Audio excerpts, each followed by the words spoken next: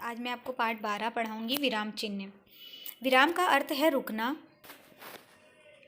जैसे हम कोई कार्य लगातार बिना रुके नहीं कर सकते, वैसे ही बोलते समय भी वाक्यों को लगातार नहीं बोला जा सकता।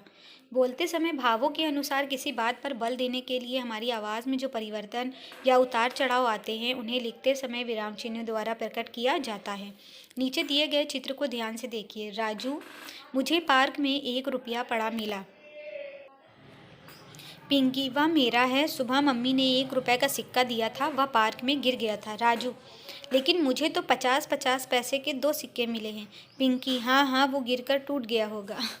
हिंदी में मुख्य रूप से निम्नलिखित विराम चिन्ह प्रयोग में आते हैं। देखिए, सबसे पहला अल्प विराम। लिखते या पढ़ते समय हम जहाँ थोड़ी देर के लिए रुकते हैं, वहाँ अल्प विराम लगाते हैं। जैसे सोनू के बाद देखिए अल्प विराम लगाए, फिर मोनू और रिंकी बाजार गए।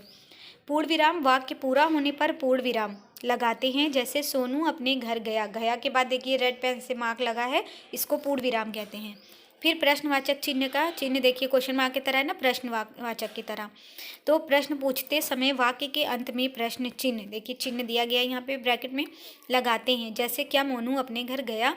फिर निर्देशक चिन्ह, किसी बात का उत्तर या उदाहरण आगे दिया जाना हो तो निर्देशक चिन्ह लगाते हैं। जैसे देखिए, जैसे के बाद दिया हुआ चिन्ह, फिर गांधी जी ने कहा, फिर वही चिन्ह दिया है, हमेशा सत्य बोलो। फिर आता है योजक चिन्ह। योजक चिन्ह 2 शब्दों को जोड़ने के लिए योजक चिन्ह लगाते हैं, जैसे दिन रात, साथ साथ आदि।